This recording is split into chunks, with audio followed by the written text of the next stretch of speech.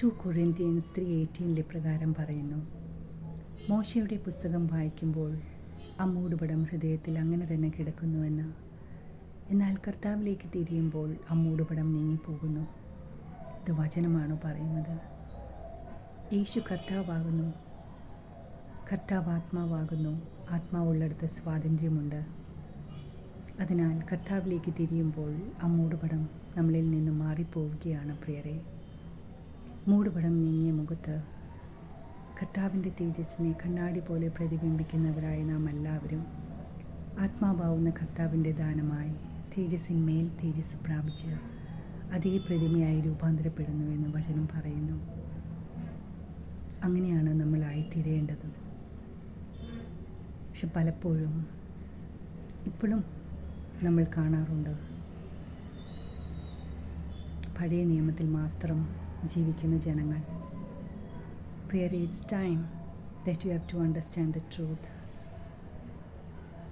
എന്നെ സംബന്ധിച്ച് പഴയ നിയമവും പുതിയ നിയമത്തിൻ്റെ ഒരു വ്യത്യാസം ഞാൻ കണ്ടെത്തിയത്, നമ്മുടെ കുടുംബത്തിൽ നമ്മുടെ ഫോർഫാദേഴ്സായിട്ടും ഗ്രേറ്റ് ഫാദേഴ്സും ഗ്രാൻഡ് ഫാദറും ഒക്കെ ആയിട്ട് ചെയ്തിരിക്കുന്ന കുറേ കാര്യങ്ങളുണ്ട്. നമ്മളത് അനുസ്മരിക്കാറുണ്ട്, അവരെ ചിന്തിക്കാറുണ്ട്, നമ്മളത് ഓർക്കാറുണ്ട്, നമ്മൾ ഓരോന്നും പ്രവർത്തിക്കാറുമുണ്ട്.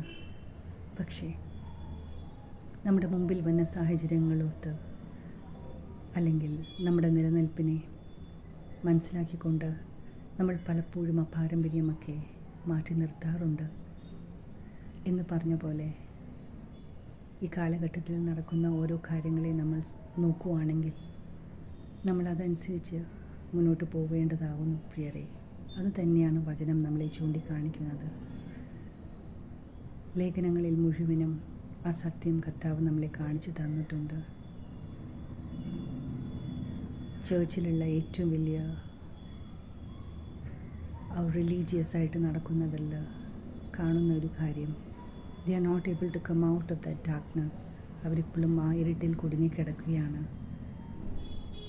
എറണാകുളം സ്വദേശി എന്ന നിലയിലും ഒരു വിശ്വാസി എന്ന നിലയിലും ഞാൻ ഒരു ഹിന്ദു മതത്തിൽ നിന്ന് യേശുവിനെ അറിഞ്ഞ നിലയിലും ഈ സത്യം പറയാതിരിക്കാണ്ട് നിർത്തിയില്ല.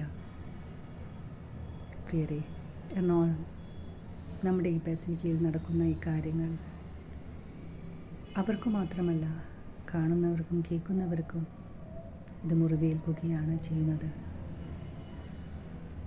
പ്രിയ ജനങ്ങളെ, ഒറ്റ കാര്യം നിങ്ങളോട് എനിക്ക് ചോദിക്കാനുള്ളൂ. നമുക്ക് ഏൽപ്പിച്ച് തന്നിരിക്കുന്ന ദൗത്യം നമ്മൾ നിർവഹിക്കേണ്ടതല്ലേ? നമ്മളൊരു ജോലി സ്ഥലത്ത് പോകുമ്പോഴും നമ്മൾക്ക് നൽകുന്ന വർക്കാണ് നമ്മൾ ചെയ്യുന്നത്. ചിലപ്പോൾ നമ്മുടെ ചെയർ അങ്ങോട്ടും ഇങ്ങോട്ടൊക്കെ തിരിച്ചും മറിച്ചും ഒക്കെ ഇട്ടിരിക്കാം. പക്ഷെ നമ്മുടെ ഇഷ്ടത്തിൽ അത് നടക്കുള്ളൂ എന്ന് വെച്ചാൽ അത് ശരിയാകുമോ? കമ്പനിക്കും ദോഷമാണ്, നമുക്കും ദോഷമാണ്. എന്ന് പറഞ്ഞ പോലെ നമ്മുടെ ജീവിതം ദൈവത്തെ പ്രകീർത്തിക്കുവാനും പ്രേസ് ചെയ്യാനും വർഷിപ്പ് ചെയ്യാനും വേണ്ടി മാത്രമാണ് ഓരോരുത്തരുടെ ജന്മവും. നമ്മൾ ആരെയും പ്രീതിപ്പെടുത്തേണ്ട കാര്യമില്ല. അല്പത്തിൽ വിശ്വസ്തൻ അധികത്തിൽ വിചാരകൻ എന്ന് വചനം പറയുന്നു.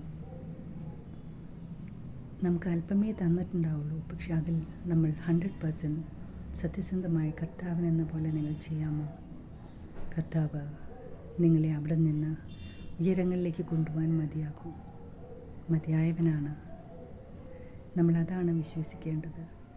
നമ്മൾ ഏത് കാര്യവും നമ്മുടെ ദേശത്തും നമ്മുടെ കേരളത്തിലും ഇന്ത്യയിലും അല്ലെങ്കിൽ ലോകത്ത് പോലും നടക്കുമ്പോഴും നമ്മൾ മനസ്സിലാക്കേണ്ട ഒരു കാര്യം, ചെയ്യുന്നവർക്ക് അത് ചിലപ്പോൾ നിസ്സാരമെന്ന് തോന്നിയേക്കാം, അല്ലെങ്കിൽ അവരും അനുഭവിക്കുന്നുണ്ടാവും. പക്ഷേ നിങ്ങൾ മനസ്സിലാക്കേണ്ട ഒരു കാര്യം, നമ്മുടെ യങ്സ്റ്റേഴ്സാണ്, നമ്മുടെ തലമുറകൾ, അവർക്കുണ്ടാകുന്ന മുറിവ് നിങ്ങളത് ഓർക്കണം. അതുകൊണ്ട് എൻ്റെ സഹോദരന്മാർ, എൻ്റെ മാതാപിതാക്കൾ, എൻ്റെ കുഞ്ഞുങ്ങൾ എന്നുള്ള രീതിയിൽ ഞാൻ നിങ്ങളോട് കാല് പിടിച്ച് അപേക്ഷിക്കുകയാണ്.